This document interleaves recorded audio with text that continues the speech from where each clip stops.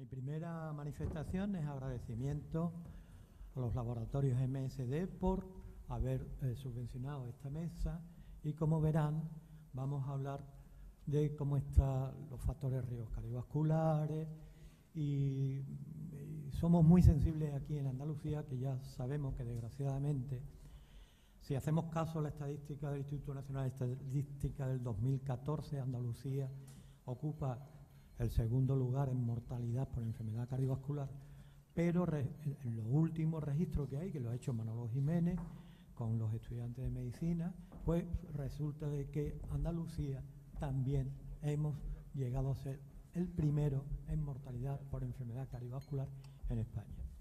En este sentido, pues evidentemente, dos pilares fundamentales para ver qué está pasando aquí va a ser cómo está actualmente el manejo de la diabetes y después también de los lípidos. La diabetes ha pasado, como hasta hace unos pocos años, a considerarse que era un riesgo equivalente, un factor equivalente de riesgo a enfermedad cardiovascular. Y desgraciadamente hemos pasado a ser un factor de riesgo mayor en la enfermedad cardiovascular. En este sentido, pues le voy a dar enseguida la palabra a mi amigo Leopoldo Pérez de Isla, que nos va a hablar fundamentalmente cómo está ahora el manejo de la diabetes en el mundo de la cardiología. Y sin más, Leopoldo, cuando tú quieras. Muchísimas gracias a la mesa, muchísimas gracias a todos los que han conseguido organizar este congreso, y enhorabuena, por supuesto, y por supuesto muchas gracias a vosotros, ¿no? Porque después de la feria de Jerez de ayer, pues es difícil venir a estar aquí hasta ahora. Muy bien, pues como ha dicho, voy a intentar situar lo que es la diabetes en el mundo de la cardiología, y voy a tratar de explicar cómo voy a intentar situarla. El rol de un cardiólogo, como de cualquier médico, es prevenir, diagnosticar y tratar. Los endocrinólogos aproximadamente están 2 años de su especialidad formándose en diabetes. A mí me encantaría, y creo que a muchos de los cardiólogos que estamos aquí nos encantaría formarnos 2 años en diabetes, pero desgraciadamente no tenemos tiempo para ello. Ello no quiere decir que no seamos un instrumento muy útil para el manejo del paciente diabético, que es un paciente que vemos mucho y que cada vez vamos a ver más. Y esa va a ser mi posición, es decir, me gustaría tener 2 años de formación, me gustaría manejar toda la farmacología cardiovascular de la diabetes, pero desgraciadamente no podemos. Pero sin embargo sí que tenemos un papel, porque nos han puesto las cosas muy fáciles. Cuando yo veo tablas de antidiabéticos como esta, pues la verdad que es que me da mucho miedo, me da vértigo realmente, ¿no? Porque es un abismo de diferentes fármacos, diferentes grupos diferentes, efectos secundarios diferentes, acciones diferentes, incompatibilidades. Y si encima ya me dicen que en cada paciente diabético tengo que, esto lo dicen los propios diabetólogos, no los endocrinólogos, sino incluso los diabetólogos, dicen, madre mía, es que esto es un lío saber individualizar para cada paciente. Pues claro, si no tenemos una formación de 2 años, difícilmente podemos llegar a ella. Y además, el cardiólogo tenemos un peligro muy importante, y es que, como pongo aquí, las complicaciones macrovasculares del diabético las vemos mucho y somos muy conscientes de ellas. Sin embargo, lo he puesto así como sombreado, las complicaciones microvasculares nos importan en general bastante poco. ¿Por qué?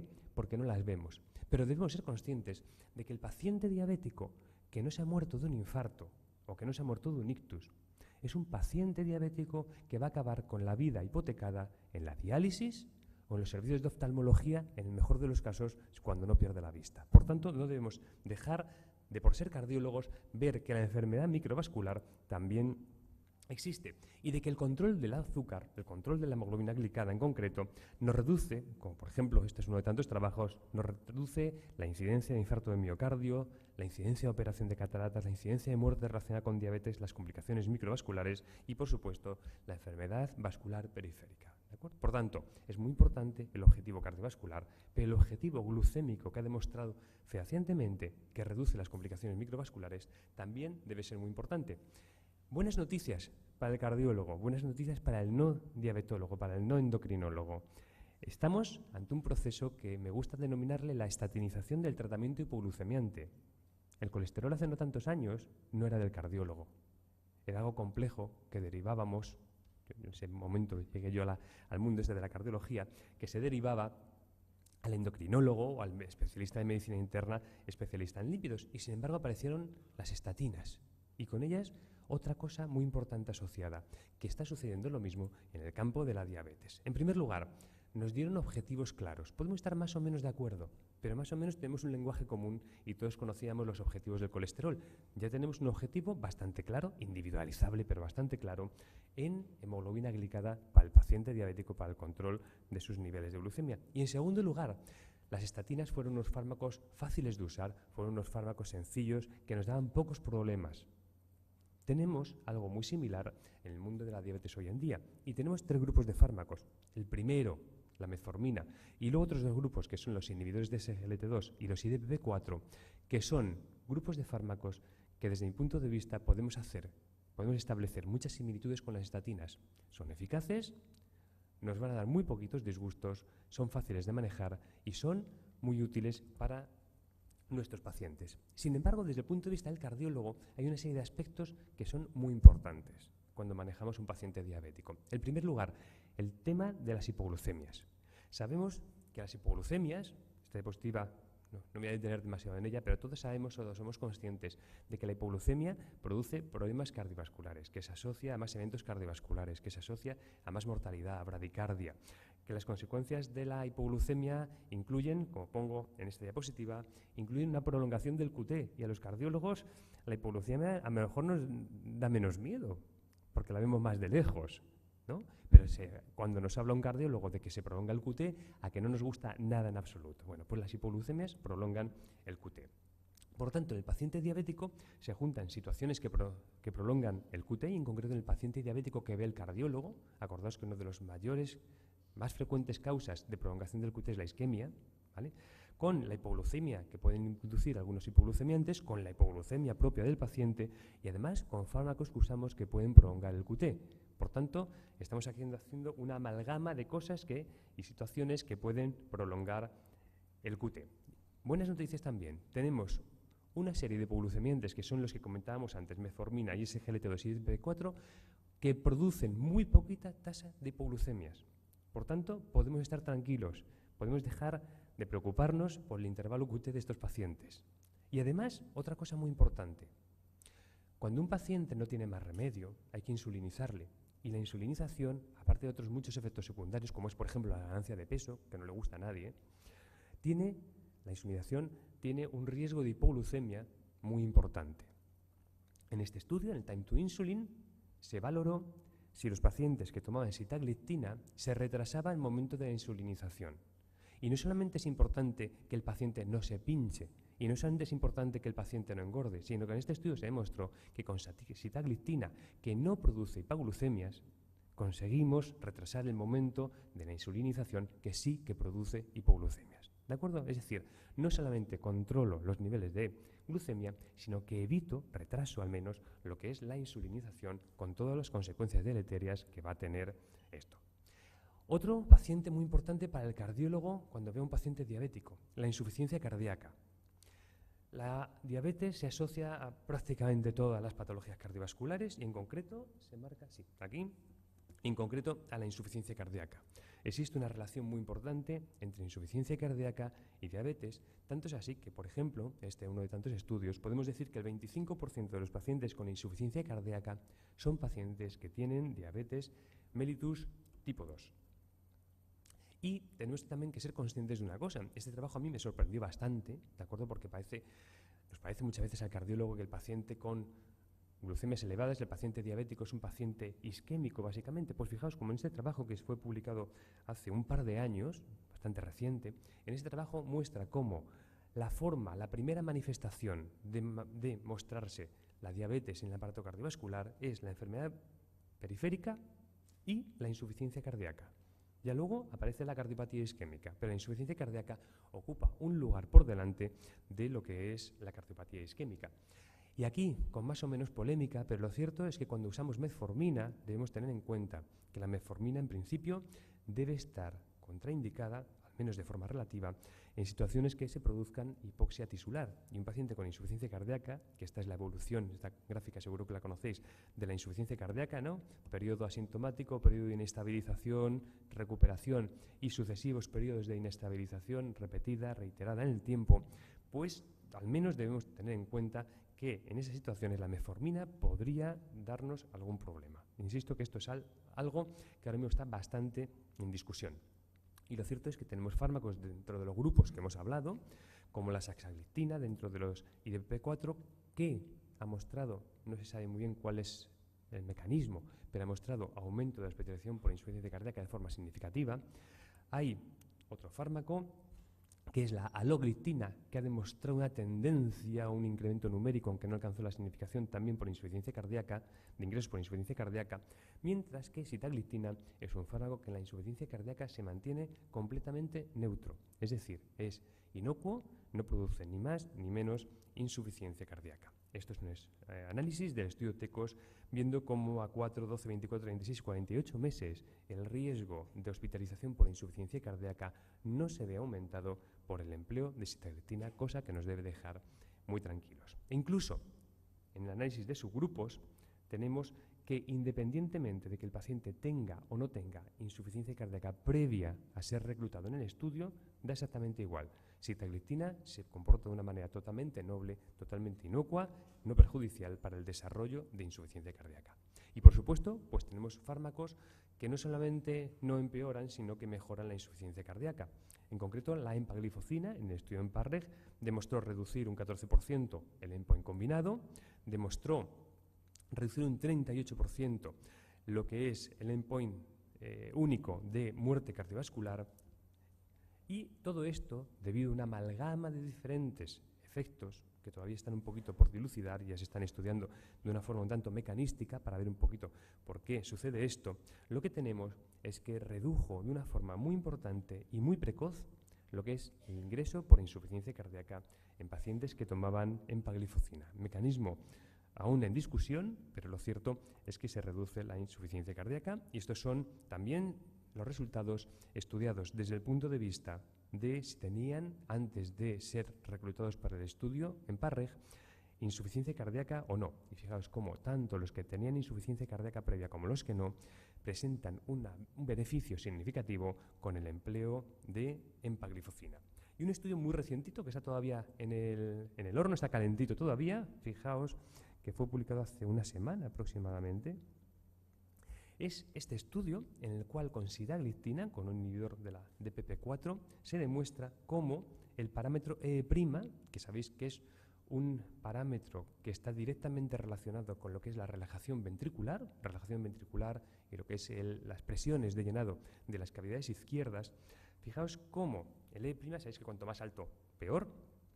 Cuanto más alto es que las presiones de llenado del ventrículo izquierdo y la aurícula izquierda están más elevadas, pues fijaos cómo en el grupo control, a lo largo del tiempo, estos son 0 meses, 12 meses, 24 meses, el E' empeoraba, es decir, la función diastólica, las presiones de llenado empeoraban. Y sin embargo, en aquellos pacientes que tomaban sitagliptina, no se modificó el E'. ¿De acuerdo? Por tanto, parece que es un estudio muy mecanístico, parece que desde un punto de vista mecanístico, sitagliptina puede tener un papel en lo que es el no empeoramiento, no vamos a decir mejoría, pero sí no empeoramiento, que bastante es, el no empeoramiento de la función diastólica en pacientes diabéticos que están tratados con ella.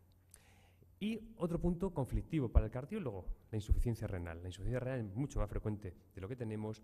Esa tabla, pues volvemos a lo mismo, o sea, es una tabla que a mí personalmente también me da vértigo. Entonces, simplificando esta tabla a los grupos que hemos hablado, que son los grupos, por así decirlo, de primera mano, los grupos de primer escalón, desde mi humilde punto de vista, para el manejo que debe tener el cardiólogo del paciente diabético, metformina, IDPP4 inhibidores de ISGLT2, pues fijaos cómo tenemos algunos problemas con pacientes con insuficiencia renal. Estos problemas, en el caso de, sobre todo la empagliflozina, probablemente se vean un tanto aliviados en el futuro por los estudios que están saliendo, pero fijaos cómo sitagliptina es un fármaco que simplemente ajustando la dosis podemos usarlo ante cualquier paciente con cualquier grado, con cualquier nivel de insuficiencia renal crónica. Y ya para ir terminando, para no extenderme más, hablar de las sinergias que existen. Una diferencia en este mundo de la estatinización del tratamiento antidiabético, una diferencia es que las estatinas son unas y no merece la pena asociar unas con otras. El mecanismo es el mismo, no hago nada, lo único que tendría serían efectos secundarios. Sin embargo, como aquí disponemos de 3 fármacos, podemos hacer combinaciones de estos fármacos, de estos grupos de fármacos, metformina, ISGLT2 e IDPP4, y además esas combinaciones han demostrado ser muy beneficiosas. Por ejemplo, cuando combinamos sitagliptina y metformina, estamos atacando lo que son los 3 puntos esenciales de diabetes tipo 2. Estamos, por una parte, mejorando la función de la célula beta, por otra parte, mejorando la resistencia a la insulina y, por otra parte, la sobreproducción de la glucosa hepática. Y cuando combinamos una combinación que me atrevería a apostar que en el futuro vamos a usar mucho, que es la combinación de ISGLT2 con IDPP4, fijaos cómo al aumentar la excreción urinaria de glucosa y ISGLT2, lo que tenemos es que tenemos una producción incrementada de glucagón, un aumento de la secreción de glucagón. Esto precisamente es lo que inhibe el IDPP4, con lo cual esa vía de escape que podemos tener a un ISGLT2 se ve completamente controlada cuando combinamos un ISGLT2 con un IDPP4, que va a ser una combinación que creo que va a ser muy utilizada, como os decía, en el futuro. Por tanto, y para concluir, somos cardiólogos. Quien tenga tiempo de, como decía, pues 2 años de formación, me quito el sombrero, me encantaría, también de otras cosas, pero no me puedo dedicar a todo. Pero disponemos para nuestros pacientes de unas herramientas muy útiles, muy fáciles, con muy poquitos efectos secundarios, que no me va a producir efectos secundarios de los que más nos asusta al cardiólogo, como son la hipoglucemia o deterioro de la insuficiencia cardíaca, que son útiles tanto para el paciente de alto o muy alto riesgo cardiovascular o para el paciente que más vemos, que es el paciente en prevención secundaria. Muchísimas gracias.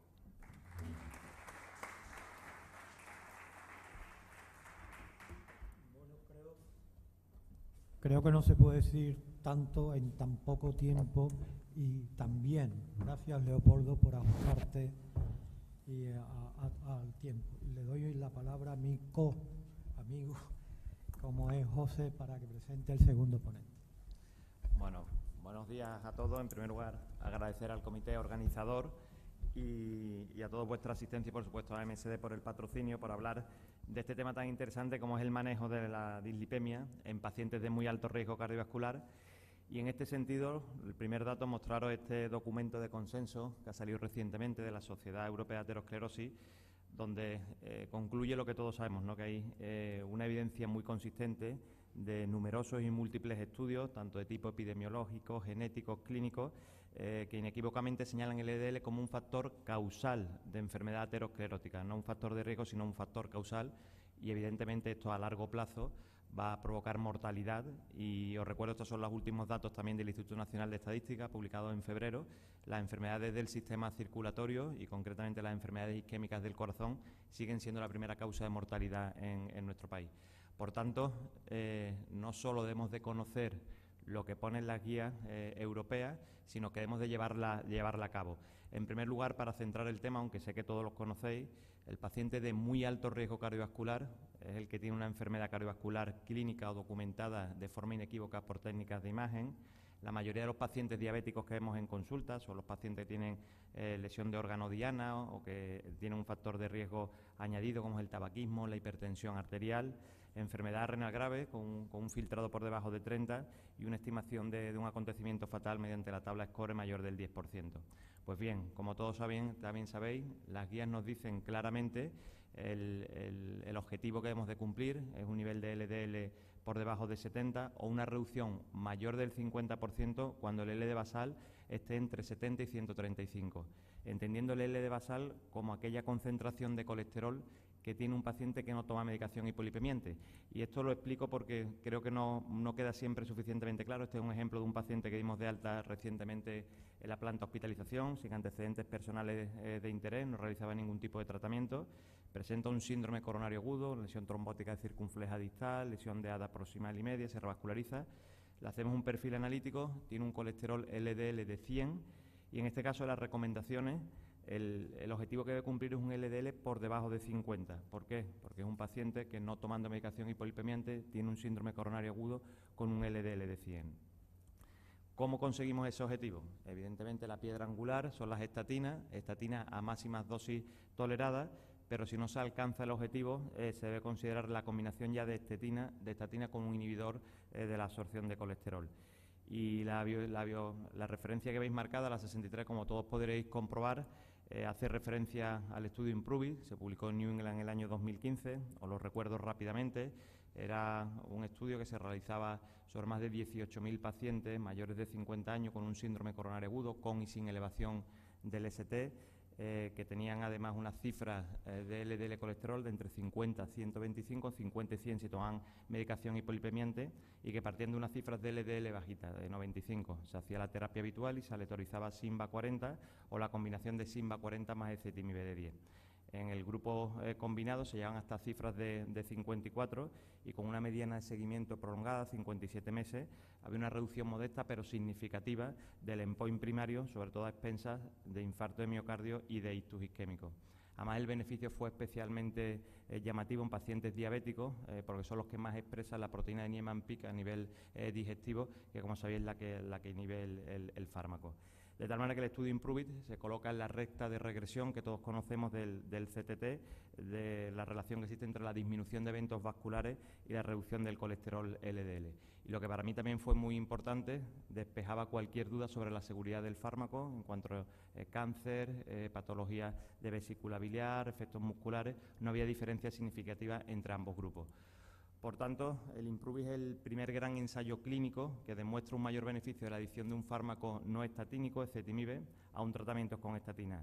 Es un fármaco muy seguro, reafirma la teoría lipídica junto con otros estudios que han salido recientemente y el tan conocido aforismo cuanto más bajo mejor, y ya ha sido tenido en cuenta para el cambio de las directrices en práctica clínica.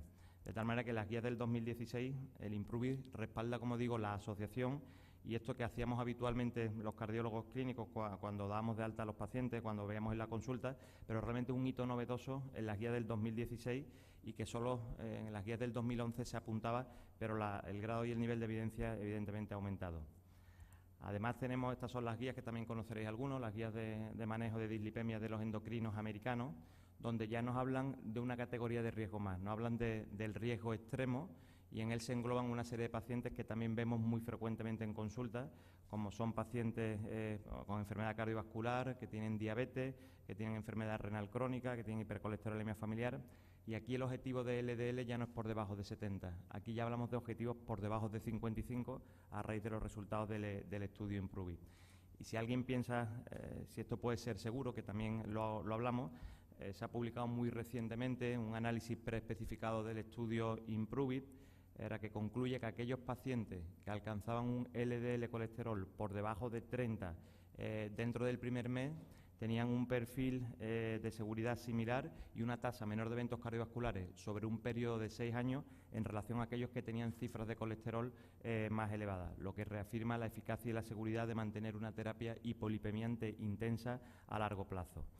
Pero esto no es nuevo, esto ya también sabéis, Goldstein y Brown en el año 83, el premio Nobel, ya hablaban, le dieron el premio Nobel en relación a los estudios del metabolismo del colesterol, que con cifras de entre 25 y 60 serían más que suficientes para llevar a cabo lo que son las funciones fisiológicas.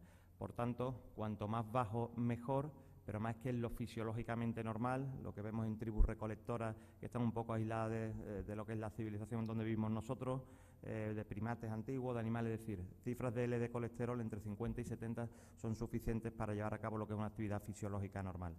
Por lo tanto, el mensaje importante, hay que bajar colesterol, ya sea con estatina, que evidentemente es la piedra angular, o con terapia no estatínica, porque lo que importa es el mecanismo de acción, una regulación al alza de los receptores LDL, que es lo que permite aumentar el aclaramiento, disminuir las cifras de colesterol y producir una disminución de eventos cardiovasculares.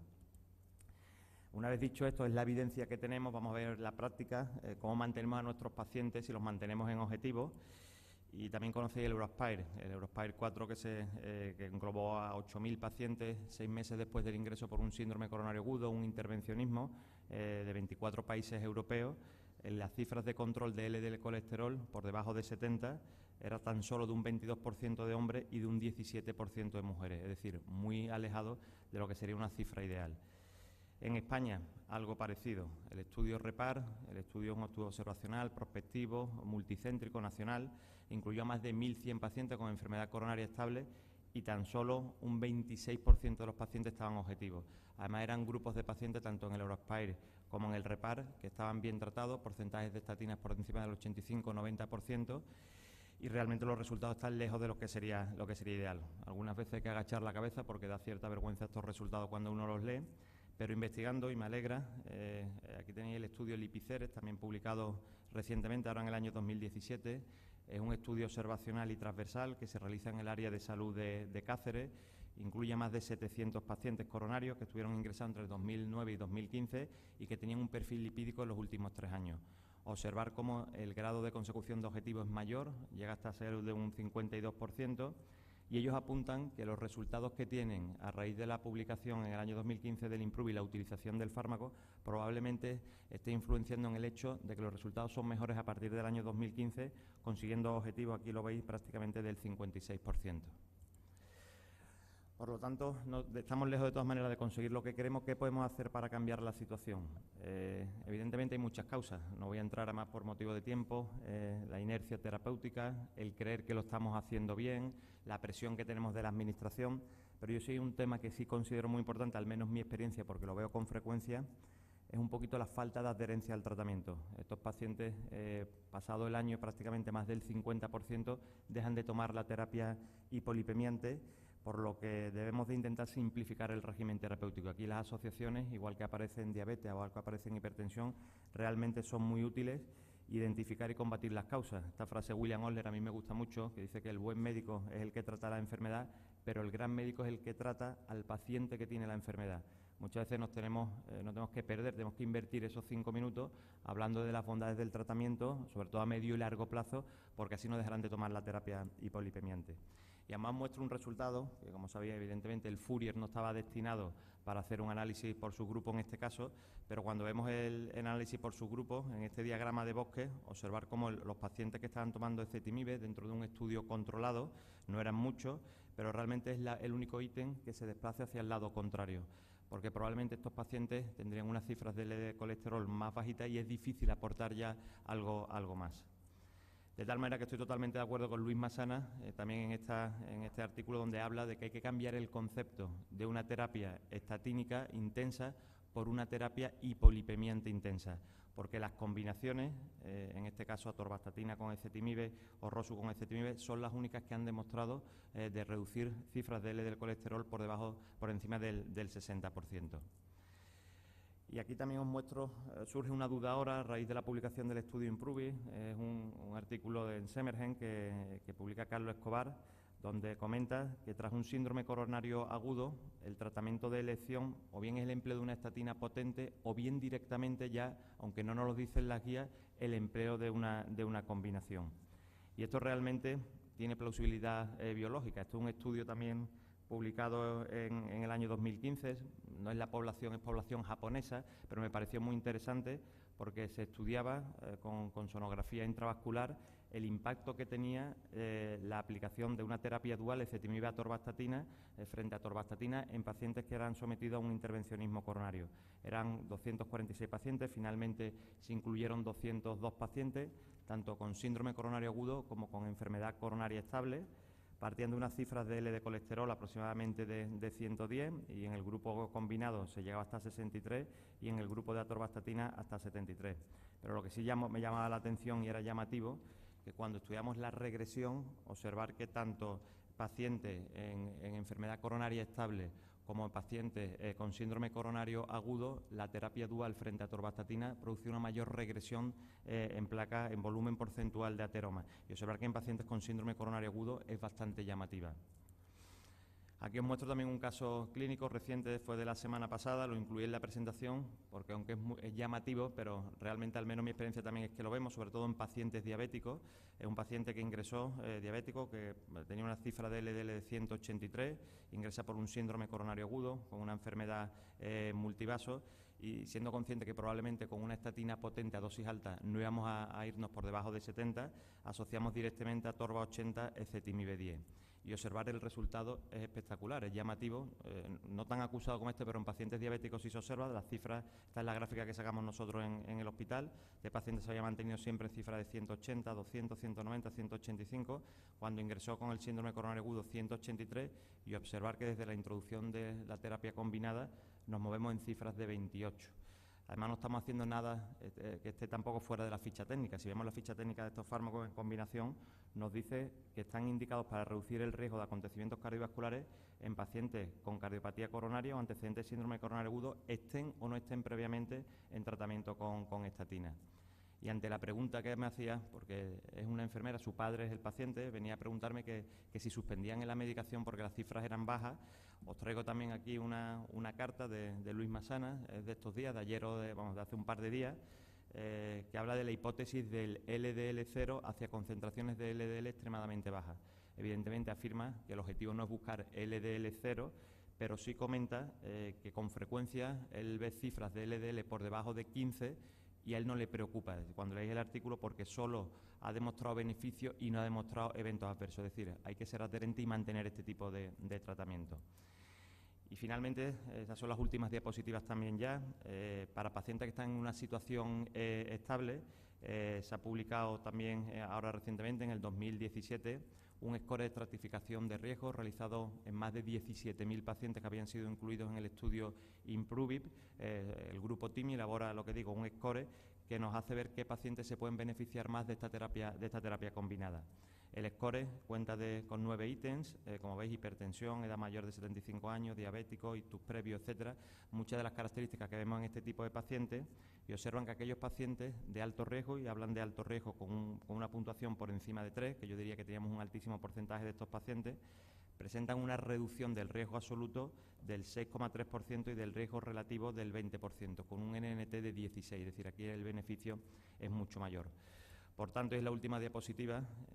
Yo creo que hay un tiempo para dejar que sucedan las cosas, pero ya hemos llegado a un tiempo para hacer que las cosas sucedan. Hace 2 años ya de publicación del IMPROVIT y yo creo que debemos de ponernos las pilas. Y nada más, muchas gracias.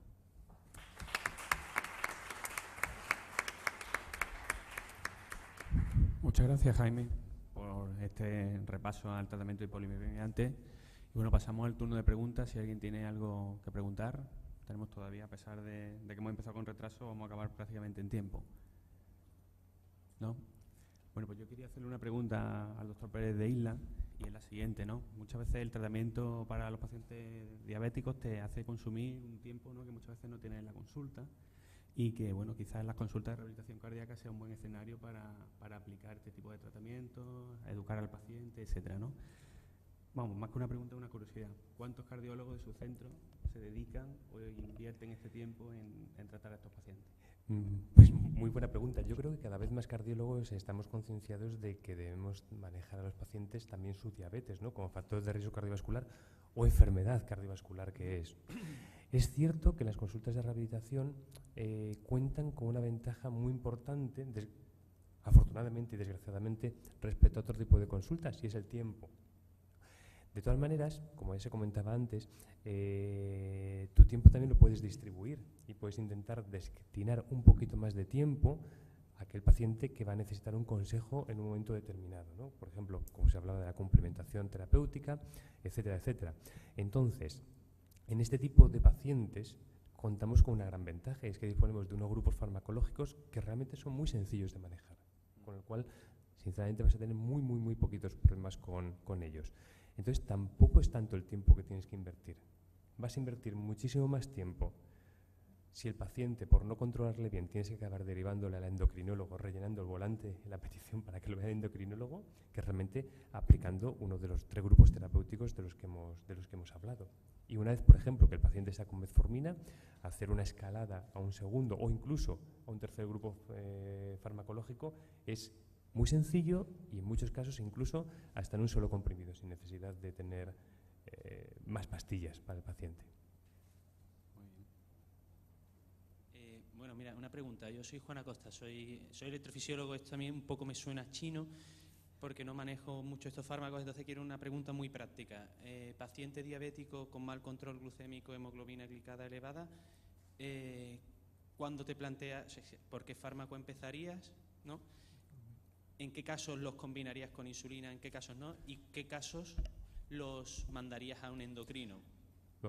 Muy buena la pregunta, ¿no? Y además, de que te suena chino, lo del QT seguro que no, ¿no? Eso seguro que no te suena nada chino. O sea, es una pregunta muy buena. Como he tratado de explicar, ¿no?, y por hacer similitud con otras áreas, ¿no?, ejemplo, sabes que ahora mismo pues, soy presidente de la sección de imagen cardíaca y una de las cosas que estamos intentando acordar con el resto de médicos en España es quién, cómo, cuándo y dónde debe hacer una ecocardioscopia. O sea, ¿por qué? Porque si un cardiólogo necesita 5 años de especialidad, durante los cuales al menos está pues, un año dedicándote a las técnicas de imagen para hacerlo, la ecocardiografía más fundamental, pues pensamos, y gracias a Dios el resto de sociedades científicas, casi todas también lo piensan, ¿no?, que una persona con una formación mucho más breve tiene que tener un campo más acotado, ¿no? Eso es lo que trato por hacer la similitud de lo que yo considero que es el campo del cardiólogo de a pie, como puedo ser yo, de la diabetes. Entonces, manejando estos 3 grupos de fármacos, ¿no?, podemos hacer un acercamiento al paciente mucho más directo. Es mucho más sencillo. Tenemos que individualizar a cada paciente. Es decir, por ejemplo, un paciente que tiene insuficiencia renal, pues digamos que tenemos, por supuesto, como primer escalón la metformina, pero después tenemos, por ejemplo, la sitagliptina, que podemos usarla prácticamente ajustando la dosis en cualquier tipo de paciente.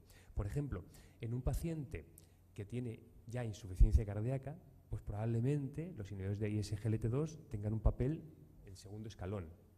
Y muy posiblemente tengamos que usar en algunos de estos pacientes, como yo estoy usando y sinceramente sin ningún tipo de problema, lo que son los 3 fármacos, porque se complementan unos a otros, van muy bien y no te van a dar prácticamente ningún problema, ¿no? Los ISGLT2 pueden tener un poquito más de problema, como sabes, sobre todo al principio, a nivel aumento de diuresis, a lo mejor tienes que andar un poquito con cuidado, ¿no?, si el paciente está con insuficiencia cardíaca, está tomando diuréticos, pero generalmente se pueden solucionar.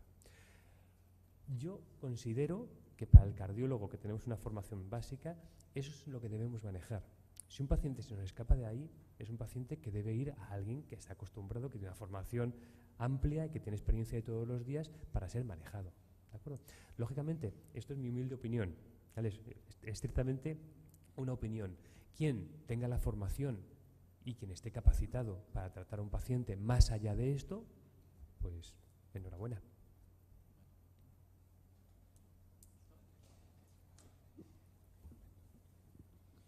Yo felicito a Leo porque además ha sido muy prudente. Procuro serlo. Y estoy de acuerdo en parte, sobre todo con el comentario de que el cardiólogo debe llegar hasta donde sabe, no se debe complicar mucho. Y la prueba es que cuando hacemos reuniones con primaria, por ejemplo, el cardiólogo siempre se queda cuando empieza la insulina, o donde hay que pinchar, por ejemplo, con los GLP-1, ¿no? Pero es verdad que los GLP-1 van a venir orales, con lo cual vamos a tener también esa opción de utilizarlo. Yo estoy de acuerdo un poco en eso, es decir, que probablemente debemos de conocer, como siempre, deberíamos utilizar el fármaco que conocemos, que nos da seguridad y que sea sencillo de manejar. El cardiólogo tampoco se puede complicar porque tiene otras muchas cosas, ¿no? También entiendo que si hay cardiólogos que se van formando, yo creo que cada vez más se van formando en ese aspecto, deberíamos de poder avanzar porque tiene una relación clara con la mortalidad, ¿no? Quería un poco matizar lo de que yo creo que sí que en segunda elección después de la metformina, yo creo que en los cardiólogos no deberíamos tener ninguna duda que los niveles de SGLT2 son los fármacos de elección, es decir, son los que tienen mayor evidencia de reducción de eventos cardiovasculares, sobre todo en insuficiencia cardíaca, pero también mortalidad pura y dura y además con una NT muy favorable. Y segundo, son los GLP-1, pero que es verdad que los GLP-1 nos cuestan porque son pinchados, no tenemos estructura de manejo de estos pacientes, enfermería, etcétera, ¿no? Es decir, que yo creo que ahí sí que es un mensaje que deberíamos de dejar claro, es decir, después de la metformina, el fármaco de elección en nuestros pacientes, salvo algunos aspectos, como tú has dicho, insuficiencia renal muy avanzada, infecciones urinarias de repetición, genitourinarias, ¿no? Pacientes con altas dosis de diuréticos, quizá hay que hacerlo más poco a poco, pues probablemente son pacientes que quizás sí que podemos utilizar para otras acciones como los de PP4 o incluso otros tipos como la repaglinida, ¿no? Pero vamos, yo un poco sí que me gustaría que el mensaje fuera porque realmente yo creo que es por donde vamos, no solo nosotros, van los endocrinos, van los nefrólogos, porque además producen protección renal, es decir, que yo creo que ahí sí que hemos encontrado un grupo de fármacos que realmente tienen un impacto brutal en la mortalidad de nuestros pacientes, ¿no? Estoy casi de acuerdo contigo, ¿no? Lo que sí que me gustaría es ver un punto, ¿no? Es decir, si ahora mismo hiciéramos una encuesta recalcar en España y preguntáramos cuántos cardiólogos estamos manejando la diabetes a nivel básico, probablemente nos echábamos a llorar, muy probablemente. Entonces, pienso que ahora mismo es más importante difundir que a nivel básico el cardiólogo tiene un papel en el manejo de la diabetes que intentar que un cardiólogo, que la mayor parte no están usando ningún tipo de fármaco, empiecen a usar fármacos inyectables, etcétera, etcétera, ¿no? Entonces, Yo creo que por ahí, digamos que es más importante que empecemos y que lleguemos a un alto porcentaje de cardiólogos que entendamos que la diabetes no es algo de poner al lado y poner en el tratamiento, que siga tomando las cosas como las está tomando, nada más, ni mirar la glicada, que es lo que hacemos muchos de nosotros, ¿no? Que a lo mejor intentar querer abarcar tanto, ¿no? Que, como decía antes, ver una tabla de fármacos que nos entre un poquito el vértigo, ¿no? Y respecto al segundo comentario, estoy de acuerdo contigo, pues en principio un paciente que tiene una enfermedad cardiovascular ya establecida y no tiene contraindicaciones, pues a lo mejor es el ISGLT2 que el que debe empezar, pero no debemos olvidar que la combinación con los IDFP4 puede ser una combinación muy buena, incluso para pacientes que tienen contraindicación para la metformina, ¿no? Son dos fármacos que se complementan y que son, como he tratado de decir, que son muy sinérgicos y que sumando el poder hipoglucemiante de uno al poder hipoglucemiante del otro, pues podemos conseguir al menos que el paciente, la insulinización se retrase, con todos los inconvenientes que tú conoces que tenemos. Muchas gracias. Yo no me resisto y con esto acabamos. Hemos ajustado el tiempo, es fenomenal. Leopoldo ha estado hablando de diabetes, pero no ha hablado del Safe Heart. Y a mí me gustaría que hiciera un poco la mención de ese trabajito que ha hecho él y que está publicado en Circulation. Esto está fuera del guión, ¿eh, Enrique? Bueno, pues me voy a poner colorado un poquito, pero bueno, me permitís que me ponga colorado, ¿no? A partir, está ya en Ahead of Print, ahora mismo el día 20 de mayo saldrá publicado en Circulation un trabajo de la Fundación Hipercolesterolemia Familiar, que he tenido pues el privilegio de liderar el trabajo, y en el cual vais a tener a vuestra disposición pues la primera ecuación de cálculo de riesgo para pacientes con hipercolesterolemia familiar, ¿vale? Tenéis una ecuación que calcula 5 años, una ecuación que calcula 10 años la probabilidad de evento cardiovascular con una precisión de un 85%, ¿vale? Cuando leáis el paper vais a querer cortaros las venas porque hay mucha matemática. He estudiado, como decía antes a Jaime, he estudiado más matemáticas para escribir este artículo que durante todo el BUP y el COU juntos, ¿no? Pero al final pues ha quedado un trabajo, yo creo que va a ser bastante de referencia, ¿vale? Pero como tranquilidad, dentro de unos 15 días más o menos ya estamos estamos terminando de desarrollar una app, ¿vale? Para Android y para iOS, y una versión web con la cual esa fórmula, que es horrible, ¿vale? Pues exponencial y con cosas raras de por ahí de matemáticas, ¿no? De una forma muy sencilla vais a poder calcular el riesgo. Y simplemente comentaros pues que lo que estimamos en la Fundación de Hipercolesterolemia Familiar es que en España existen aproximadamente 200.000 personas con hipercolesterolemia familiar, o sea que no es moco de pavo, y las probabilidades, aunque esto siempre se agrupa, como sabéis, por familias, ¿no? Que las probabilidades de que en nuestra consulta nos aparezca alguno y que sepamos estimar su riesgo, calcular su riesgo para individualizar su tratamiento y que sea lo mejor posible, ¿no? Y para detectar a los niños desde que son pequeñitos y empezar a tratarles, pues que digamos que va a estar a disposición de todos. Y muchas gracias, Enrique. Con esto acabamos la mesa. Muchas gracias por vuestra asistencia. Subimos arriba al Ambigu a tomarnos un cafelito cuando queráis, ¿vale?